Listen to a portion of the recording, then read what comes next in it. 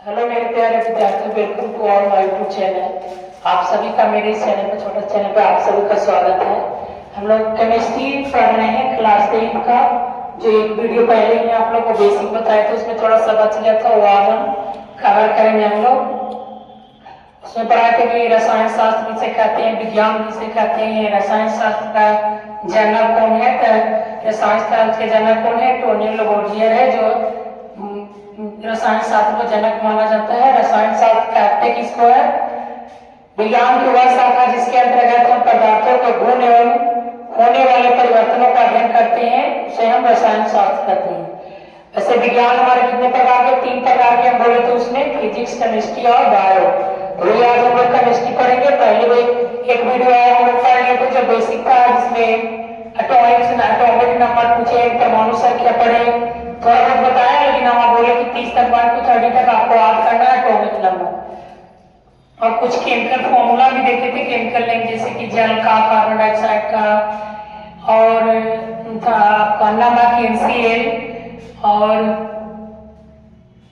Sulphuric acid H2SO4, H2SE3 sulphuric acid, और ये सब हम लोग पढ़े थे। आज थोड़ा सा वो तत्व के बारे में जानते हैं कि हमारे ब्रह्मांड में कितने तत्व हैं और सबसे भारी सबसे हल्का कौन है, उसके बारे में आज जानेंगे। तो देखिए, कुल तत्व कितने हैं पीरियोडिक टेबल में? पीरियोडिक टेबल में तो हमारे पूरे कितने हैं? 118 तत्व है। और हमारे पीरियोडिक टेबल में कितने तत्व है? 118 तत्व है। और इसमें प्रकृति कितने हैं, मतलब कि जो नेचुरली कितने हैं, और धातु कितने हैं, इससे मतलब प्राकृतिक तत्व कितने हैं, धातु कितने हैं, धातु कितने हैं, उपधातु कितने हैं, ये आप लोग हम सीखेंगे।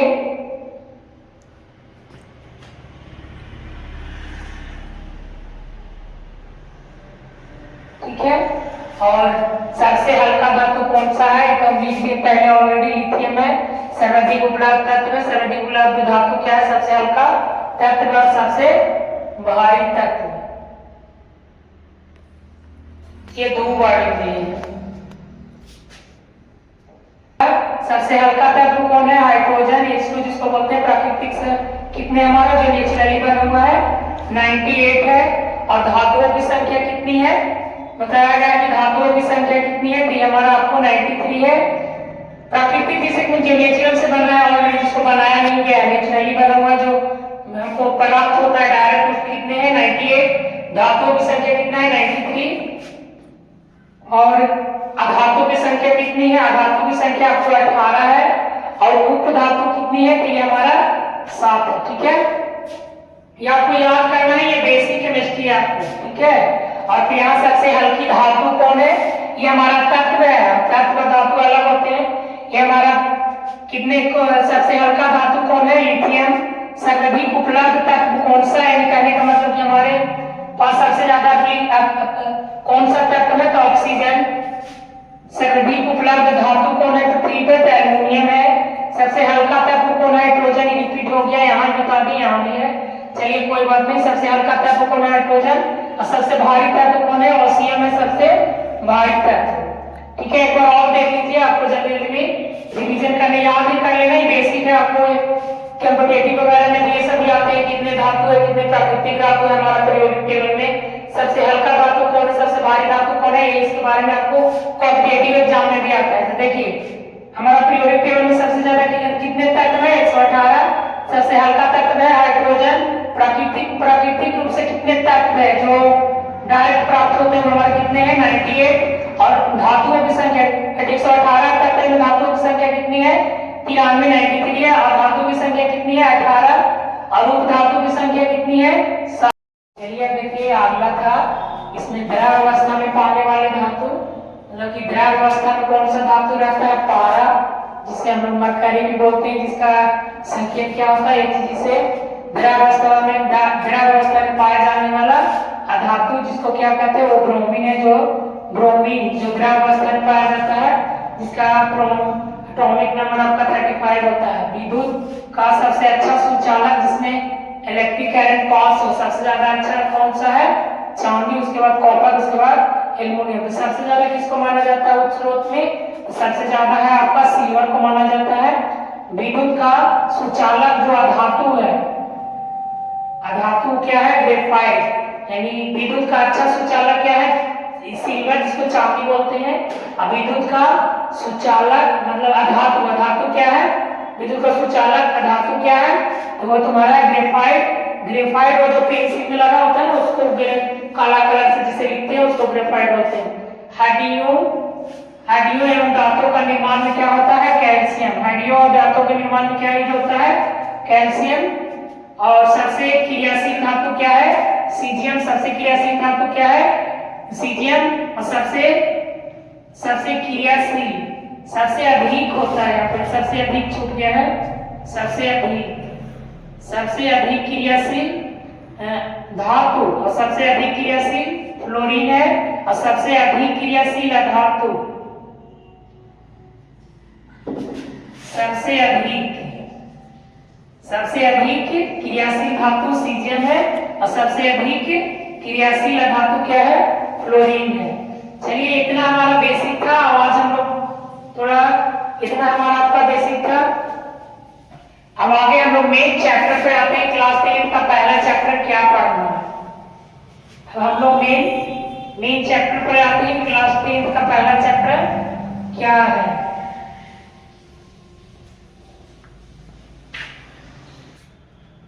हम लोग बेसिक पढ़ लिए। हम मेन टॉपिक पे आते हैं। पहला चैप्टर क्लास 10 में रसायन शास्त्र में क्या है? रासायनिक अभिक्रिया एवं उनको और समीकरण। यानी पहला चैप्टर क्या है? रासायनिक अभिक्रिया और समीकरण।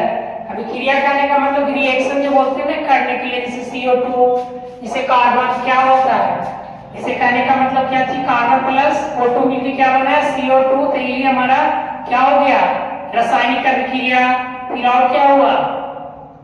H2 मिलकर H और O2 मिलकर क्या बनता है?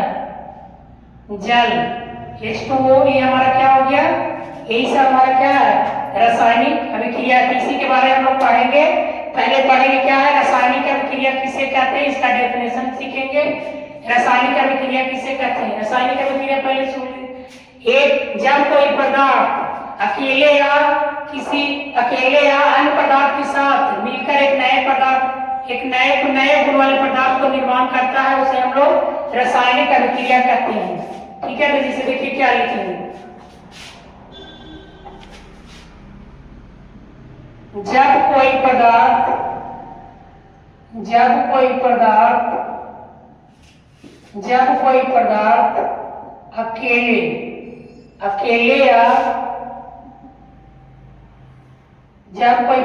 अकेले या अन्य पदार्थ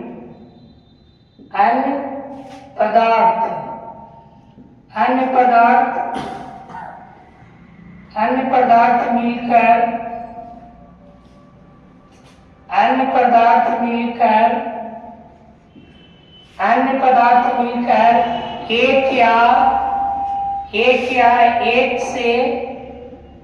से अधिक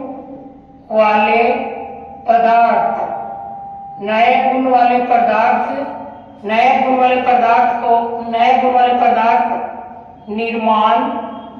निर्माण करते हैं, तो उस अभिक्रिया को ही रासायनिक अभिक्रिया कहते हैं। रासायनिक अभिक्रिया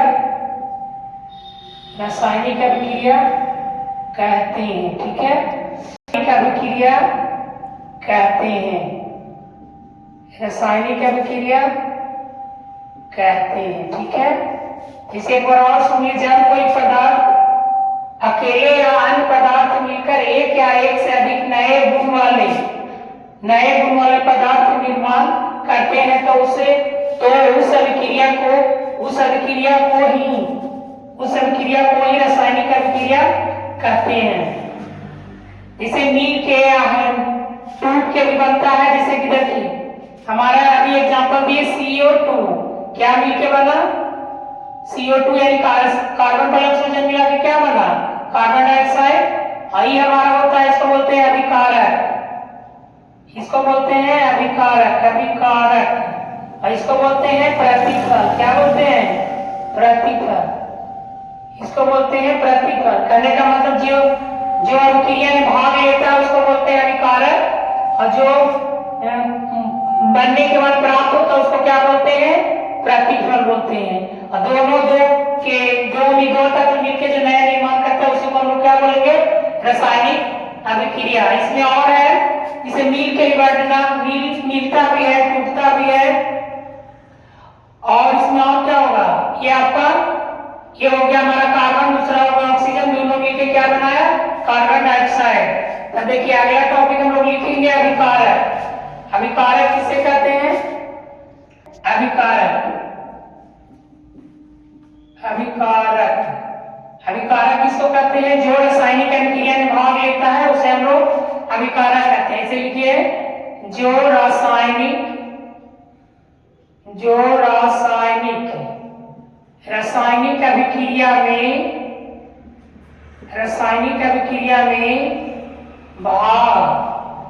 रासायनिक अभिक्रिया में भाग लेता है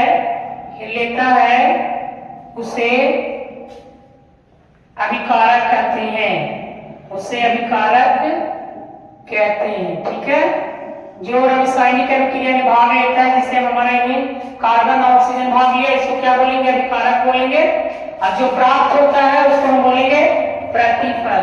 प्रतिफल किसे कहते हैं? रासायनिक अभिक्रिया होने के बाद, जैसे देखिए इसमें लिखने हैं रासायनिक अभिक्रिया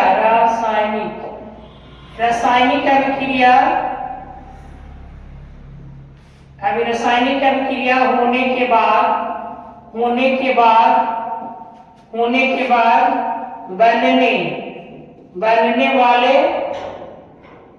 बनने वाले रासायनिक अभिक्रिया होने के बाद बनने वाले यौगिक को क्या कहते हैं? प्रतिफल कहते हैं।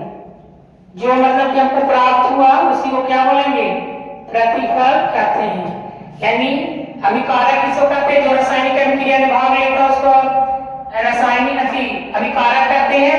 और जो रासायनिक समीकरण होने के बाद, रासायनिक अभिक्रिया होने के बाद बनने वाले यौगिक को ही हम लोग प्रतिफल, जिससे ये हमारा हो गया क्या? इसमें जो है कार्बन ऑक्सीजन मिलकर बना तो क्या बना? Carbon dioxide. तो ये हमारा हो गया प्रतिफल। और क्या क्या मिलकर बना उसको बोलते हैं अभिकारक। तो क्या क्या मिला? कार्बन और ऑक्सीजन मिलकर बना, इसको क्या बोलते हैं? अभिकारक बोलते हैं। रासायनिक अभिक्रिया आपको याद होना चाहिए, याद हो गया होगा। जब कोई पदार्थ अकेले आयन पदार्थ मिलकर एक या एक से अधिक नए गुण वाले पदार्थ निर्माण करते हैं तो उस अभिक्रिया को ही हम लोग रासायनिक अभिक्रिया कहते हैं। इसमें हम थोड़ा बेसिक बताएं और इतना थोड़ा सा टॉपिक का परिचय था। चलिए, थैंक यू सो मच। अब नेक्स्ट वीडियो में इसको और पढ़ेंगे कि क्या क्या है, कितने प्रकार की रासायनिक अभिक्रिया है, रासायनिक अभिक्रिया के क्या विशेषताएं हैं, आपको हम अगला वीडियो में सीखेंगे। चलिए, thank you so much watching this video.